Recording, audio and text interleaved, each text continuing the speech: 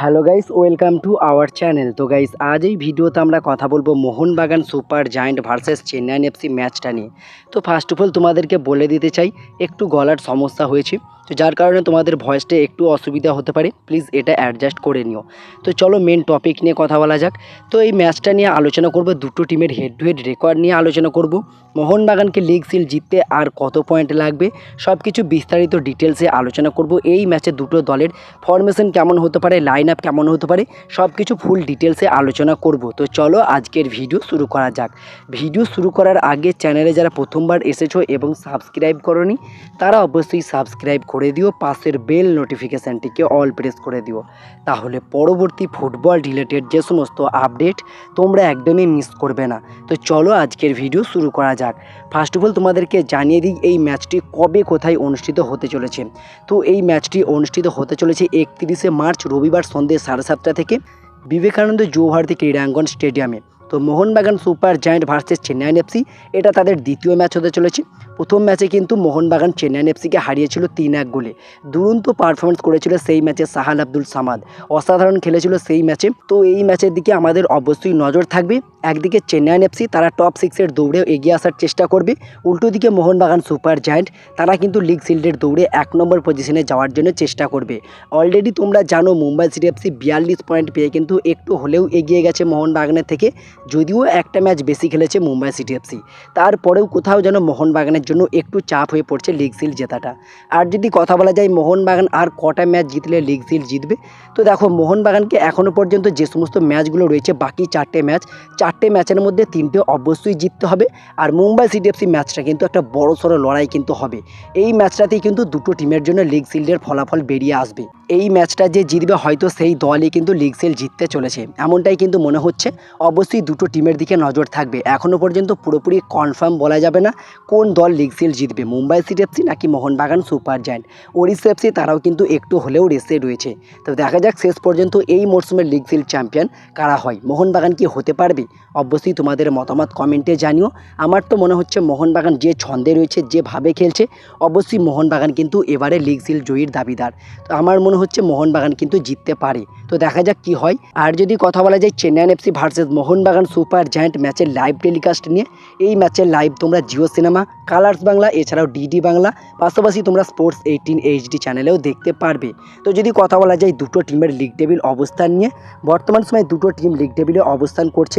Mohun Bagan super giant তারা 18 ম্যাচে 39 point নিয়ে 2 নম্বর পজিশনে রয়েছে, আর চেন্নাইন এফসি তারা 18 ম্যাচে 18 পয়েন্ট নিয়ে 11 নম্বর পজিশনে রয়েছে।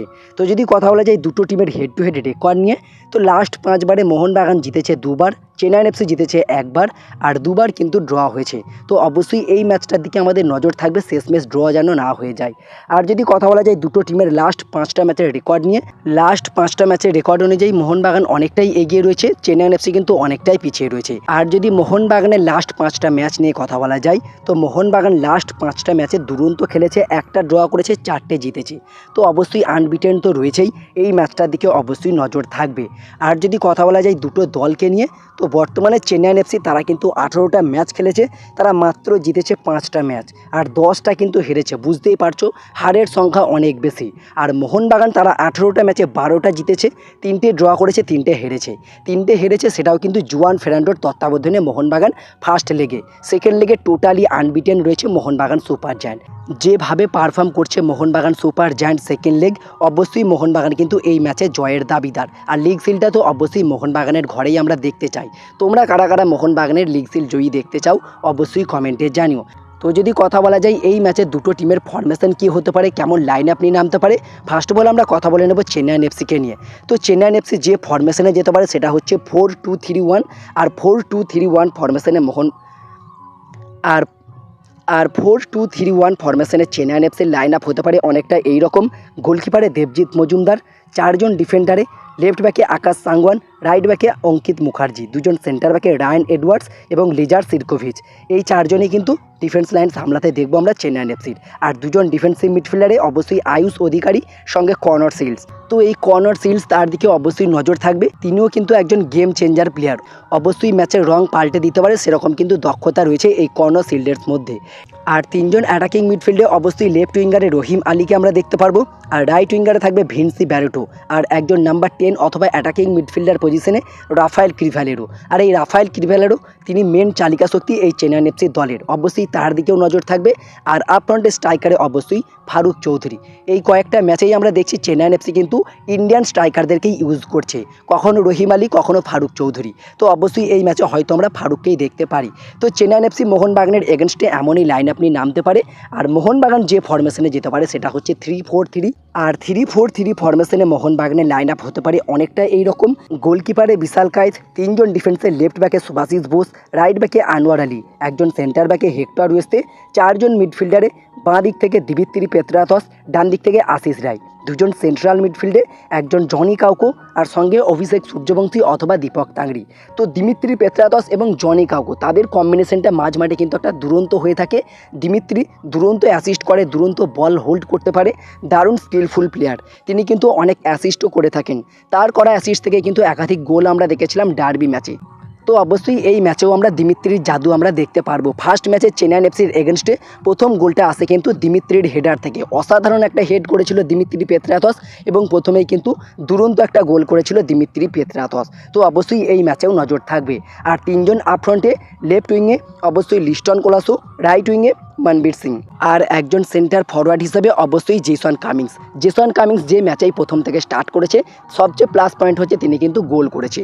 প্রথম থেকে স্টার্ট করা ম্যাচে তিনি বেশিরভাগ সময় গোল পেয়েছেন, অসাধারণ খেলছে।